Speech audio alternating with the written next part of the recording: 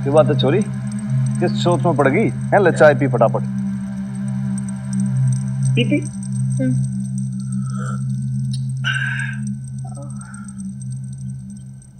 Hanuman uncle, एक बात पूछनी थी आपसे। एक क्या दो पूछ। वो जो ऐसे केसेस होते हैं, मतलब डिवोर्स केसेस, तो कितनी हियरिंग्स में खत्म हो जाते हैं?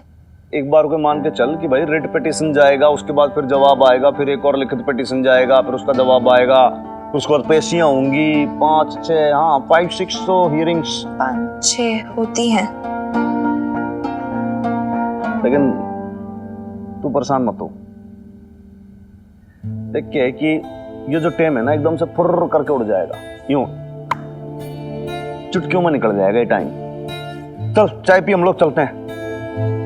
लाले फाइल उठा फटाफट। हैं चल, टेक केयर। See you.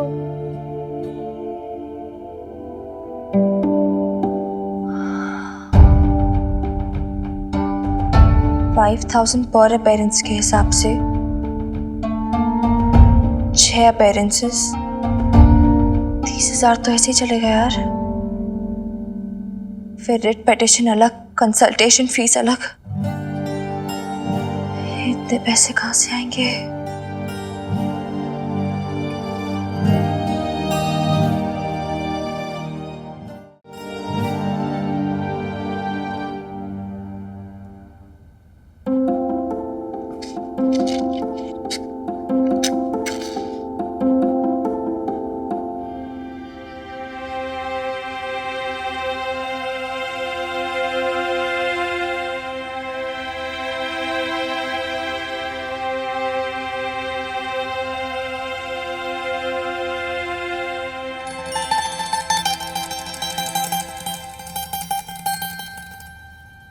ओहो, सीक्रेट बैंक? हाँ, ये सीक्रेट बैंक तो हर हाउसवाइफ का होता है, सीक्रेट गुल्लक इमरजेंसी के लिए। तू बिजी के पास जा रही है ना? दे थोड़े पैसे रख ले, रास्ते में पेट्रोल भरवा लेना। एक सेकंड, तू नहीं चल रही क्या? मुझे कुछ इम्पोर्टेंट काम है मिनी। इम्पोर्टेंट काम? केड़ा इम्पोर्टेंट काम? वो नैम भी है ना, उन्होंने कहा है कि पापड़ बनाने के लिए आ जाना। उनके बेटी और दामाद आ रहे हैं सऊदी से, इसलिए। मतलब वेब सीरीज सोशल सर्विस यहाँ भी शुरू है ना? तू भी नहीं यार, टेक अ ब्रेक यार। मिनी ऐसी बात नहीं कहते। अरे नैम भी ने हमारी इतनी मदद की है, तो क्या मैं उनके लिए थोड़ा सा पापड़ नहीं बना सकती? तू बेलती रहे फिर पापड़। बाय, मैं जा। अच्छा सुन, रुक एक मिनट। ये ना सूजी की खीर बनाई है मैंने बीजी के लिए, उनको है ना खिलाना जरूर तू। हाँ चल, सी यू, बाय। अच्छा सुन, संभल के जाना मिनी, आराम से चलाना गाड़ी।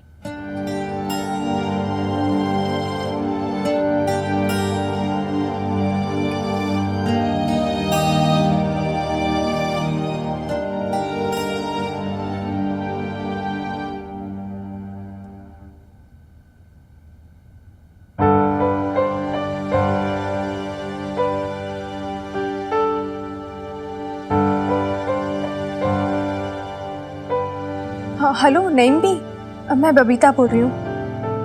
आपसे ना बहुत इम्पोर्टेंट बात करनी है, आप अभी आ सकती हैं? मैं पापड़ भी बनवा दूंगी।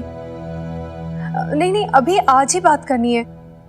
एक्चुअली वो ना कुछ पर्सनल बात करनी है जो मैं मिनी के सामने नहीं कर सकती हूँ, और वो अभी अभी अपने दादू बीजी से मिलने गई है, इसलिए आप अभी आ सकती हैं प्लीज़। हेलो,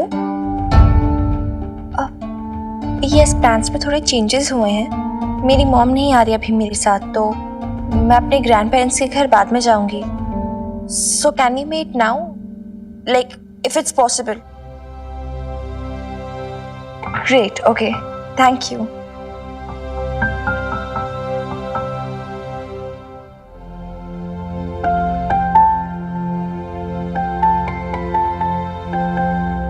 बबीता, तेरे लिए भी पान लगाऊं?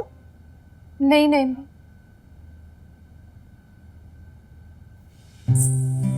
मैंने ना इस बारे में मिनी से कोई बात नहीं की है। मैं जानती हूँ कि वो बहुत समझदार है और सारी जिम्मेदारियां उठाती है। लेकिन फिर भी है तो ये उसके पढ़ने खेलने के दिन ही ना। कब तक वो अपनी बेब्स के बारे में सोच सोच के चिंता करती रहेगी, परेशान होती रहेगी।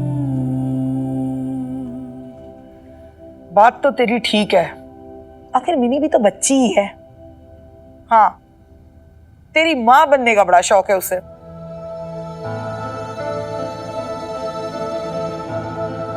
पता नहीं शौक है या मजबूरी। खैर इस समय तो सबसे बड़ी चिंता की बात यह है कि कोर्ट केस में बहुत पैसे लगने वाले हैं। वकील की फीस तो लगेगी, साथ में न जाने कितनी पेशियों में जाना पड़ेगा, कागज के खर्चे, बहुत सारे पैसे लगने वाले हैं।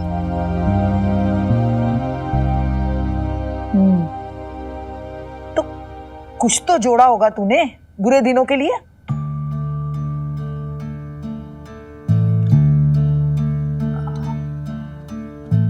वो मिनी के पापा जी जो भी खर्चा भेजते थे वो तो घर के खर्च में लग जाता था। पापा जी की तबीयत भी खराब रहती थी और बीजी की दवाइयों का भी बहुत खर्चा था, और लवली के भी अपने। ले, अल्लाह हमारी सब लुटा के बैठ गई, कुछ भी नहीं रखा अपने लिए। नहीं, वो थोड़े बहुत पैसे हैं बैंक अकाउंट में, वो मिनी और मेरा जॉइंट अकाउंट है ना, उसी के सहारे तो अभी तक सारा खर्चा हो रहा था। पर अब जिस तरह से खर्चा होते जा रहा है ऐसे बहुत कम बचे। अरे तो अब क्या करेगी? वही तो समझ नहीं आ रहा है। पता नहीं, अब ये कोर्ट केस भी ले लिया है, लड़ना भी पड़ेगा, पीछे भी तो नहीं हट सकते ना। अरे तो जिसने केस किया है भुगतने दे उसी को। मिनी का बाप तुझसे तलाक लेना चाहता है ना, तो कह दे उससे, तेरे वकील का खर्चा भी वही भुगतेगा। नहीं भी, मैं इनसे कुछ नहीं मांगूंगी। अरे तो एक काम कर, हनुमान से पूछ ले, उसका कौन सा कुनबा है। कोई तो नहीं है उसका आगे पीछे, जितना कमाता होगा उतना बचता होगा। नहीं भी, हनुमान सिंह का तो पहले ही बहुत सारे एहसान है, उनसे मैं पैसों की मदद तो बिल्कुल नहीं ले सकती। अरे तो किराया ही थोड़ा कम करा ले। नहीं भी, थोड़ी बहुत तो सेल्फ रिस्पेक्ट से हम जी रहे हैं, अब किराया भी कम करवा दिया तो फिर दुनिया के सामने तो मिनी के पापा जी की बात सच हो जाएगी ना। फिर मैं नहीं चाहती कि हनुमान सिंह और हमारे बीच में जो एक किराएदार मकान मालिक का रिश्ता है उस पर भी लोग सवाल उठाए। देख, मैं ये माँ बेटी का किराया कतई माफ ना करने वाला, ये बात एकदम क्लियर है। क्योंकि भाई देख, अगर किराया माफ कर दूंगा ना तो भाई वो मदर की जो सेल्फ रिस्पेक्ट है ना वो बहुत हर्ट हो जाएगी भाई। देख हाँ। पहली बार भी जब ये मिले थे अपने को तो भाई उसकी मदर ने बिल्कुल क्लियर कर दिया था कि नहीं भाई हम किराया तो देंगे, और फिर जब वो अपनी डॉक्टर की बात नहीं मानी तो भाई तेरी मेरी कैसे मान लेगी। बिल्कुल सही है। अब इतने टाइम में भाई एक बात तो बहुत ज्यादा क्लियर मैं समझ गया हूँ कि ये जो लेडीज है ना, ये थोड़ी नहीं, ये बहुत खुददार किस्म की लेडीज है यार। जी, इसको किसी का एहसान ना चाहिए ना, बिल्कुल नहीं। सेल्फ डिपेंडेंट बनना चाहती है ये, और है भी। तो लाले, अब जब किसी को नहीं चाहिए तो फिर मैं क्यों दूं फेवर। और सर मैंने ना बड़ी प्रैक्टिकल सी बात की थी। अब ये जो कोर्ट कचहरी का केस होता है, आप भी समझते हो इसका क्या हाल क्या होता है। मतलब लोगों के जूते किस जाते हैं, केस खत्म ही नहीं होता, जमीन जायदाद बिक जाती, लोग सड़क पे आ जाते हैं। सर साहब देखो, मेरे दिल में जो आया मैंने आपको कह दिया, बाकी आप खुद ही समझदार हो। अब मैं क्या बोलूंगी इसमें। लाले भाई बात तेरी बहुत सही है। देख, अभी माँ बेटी की इनकम का कोई जरिया नहीं है, there is no income source ना, और कोर्ट कचहरी के अंदर एक्सपेंडिचर्स भी बहुत ज्यादा होंगे। बिल्कुल होगा जी। कोई तो रास्ता सोचा जा सकता है। लाले भैया, जो वकील है तीरथ, ये तो तेरा दूर का साला है ना। सर साहब है दूर का साला, अब उसका कारोबार भी तो वकालत से ही चलता है ना। अब कूड़ा काश से दोस्ती करेगा तो फिर क्या खाएगा। करेक्ट से एकदम। घोड़ा है, घास खाएगा, और भाई कितनी घास खा लेगा। मतलब मेरे कहने का मतलब ये है कि भाई कितनी खुराक है इस घोड़े की। भाई देखने के अंदर तो बिल्कुल हड्डी पसली सा लगता है ये। लाले, कुछ घास कम कराई जा सकती है क्या?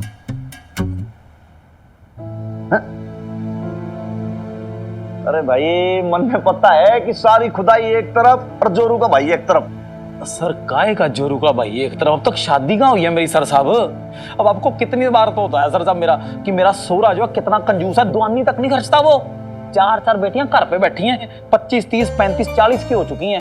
तो जब 40 वाले की शादी होगी तब जाकर इस लाड़े बेचारे का नंबर आएगा। तो अब बस बस बस बस बस बस देख लाले, तेरी ये जो दुखती रख है ना, ये पूरा पुलिस डिपार्टमेंट जानता है और तू 136 बार ये सारी स्टोरी सुना चुका है। फिर क्यों छेड़ते हो लेकिन जी? देख, जब वो अपने अभी घर नहीं आई है, लेकिन उसे तू साला भी कह रहा है। कुल मिला के जो मामला है ना, थोड़ा सा डेलिकेट सा केस है भाई जी। लेकिन कुछ ना कुछ तो रास्ता निकालना पड़ेगा ना।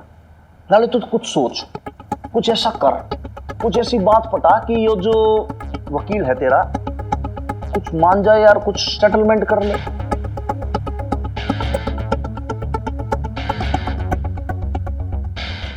थोड़ा और कम नहीं हो सकता है क्या सर? देखो बेटा, तुम लाला जीजा जी के क्लोज हो, इसलिए मैं तुम्हें 1000 रुपये कंसेशन कर रहा हूँ। 5000 की जगह 4000 में पेशी करवा दूँ। अब इससे कम रीजनेबल प्राइस क्या हो सकती है? लेकिन फिर भी तुम्हें कंसल्टेशन फीस और टाइपिंग प्रिंटिंग का जो रेट है वो देना पड़ेगा। तो क्या करना है, केस आगे बढ़ाऊं या? केस तो आगे बढ़ाना ही बढ़ाना है। पैसों का वो मैं फिर देखती हूँ कैसे और कहाँ से अरेंजमेंट हो सकता है। सारा इंतजाम हो जाएगा, तुम अपनी मम्मी से बात करो। वैसे भी बड़ों की बात है, उन पे छोड़ दो।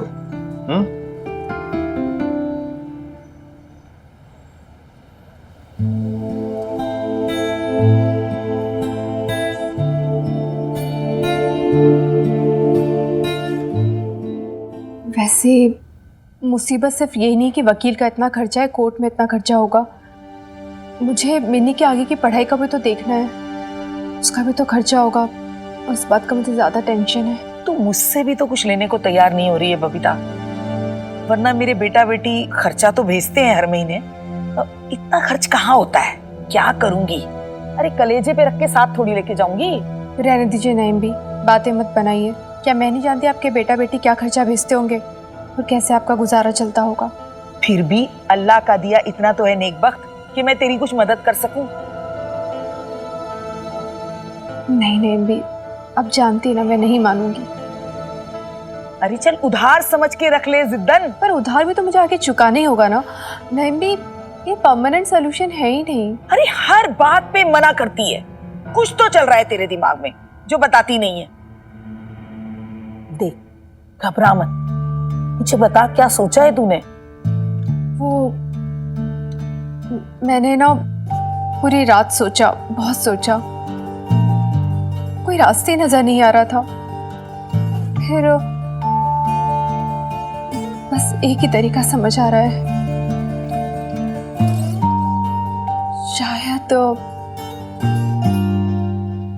शायद मुझे नौकरी करना पड़े। नौकरी? पर तूने तो पहले कभी नौकरी नहीं की, तो अब कैसे करेगी?